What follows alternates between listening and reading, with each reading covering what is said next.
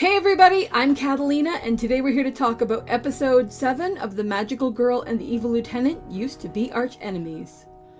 Soulless Cat and Birdman Tall, who is the fairest magical girl of all?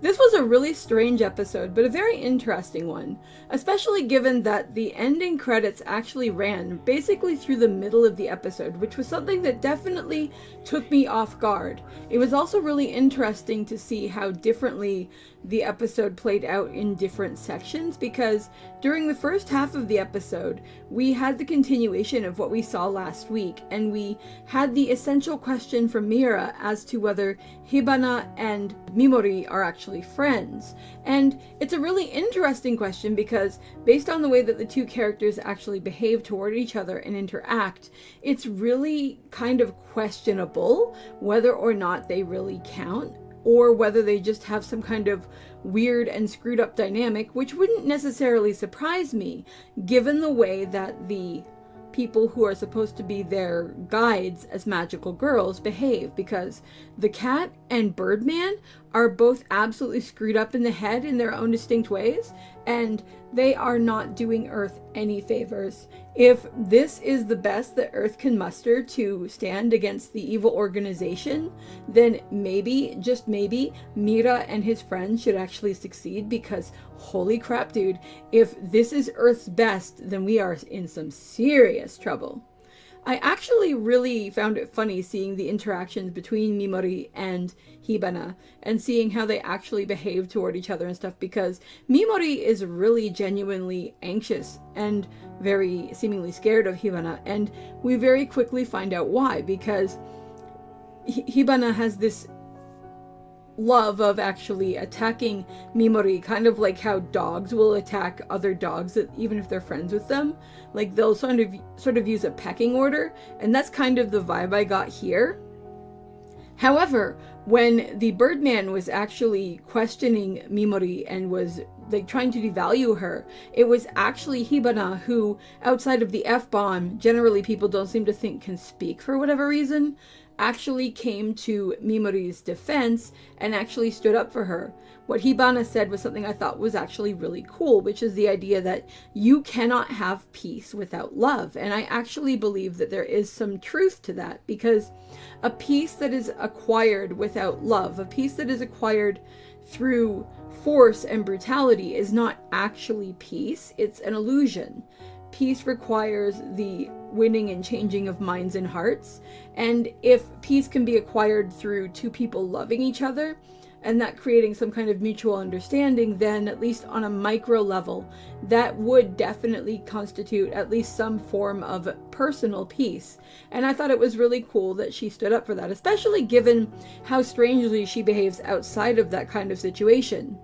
I also really found it funny in the second half of the episode, after the ending credits, where we see Mimori and Mira playing, I think it was Go or something, where they're playing with the round black and white pieces. It's definitely not checkers or something. I'm pretty sure that's the one they have over there in Japan. And it's funny how the cat was so like mildly annoyed at them being in the house, being together and stuff. And then the bird came in and they're trying to make the argument that this is how they are settling the battle, because they're just playing a board game. And as silly as it sounds, there's part of me that thought, yeah, wouldn't it be nice if the world could just resolve its issues through some kind of sporting competition rather than terrible things? But I mean, in all reality, I know that is naive talking. And I mean, while it would seem nicer on paper, there would definitely still be issues, because just because somebody would win something like that does not mean that anyone would actually uphold it. That said, we also got the interesting conversation about, does Mimori actually love Mira? And that was really cute too. I actually found that really interesting, and his reactions to it were absolutely hilarious. And the fact that everyone was so focused on that for a minute was really great. And then of course we got what I was talking about at the start of the video, which was the competition about the two magical girls and which of them was better.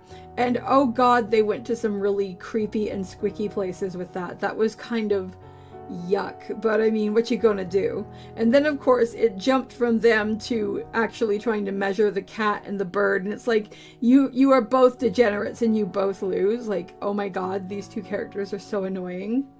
But it was an interesting episode, though. This is definitely a very different experience than most of the stuff that I have watched in the past, and it's really interesting because in a lot of ways it's often very episodic and often deals with just individual instances of things that happen, and there doesn't seem to be a lot of really concrete structure holding it together and moving it forward. There will be little things like the jump from last episode to this episode, but a lot of the situations are singular scenes, and it's kind of like we're getting little clippings and it's turning into like a story collage, which is quite interesting.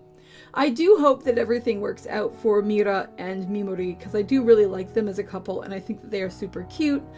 I also really love, despite her weird and quirky behavior, the way that Hibana actually stood up for them and actually came to Mimori's defense, even when she does other stuff that I think is definitely odd. But those are my thoughts. I'd love to know what you guys thought of this episode, so drop a comment below and let me know, and I'll talk to you guys in the next video. See you later. Bye!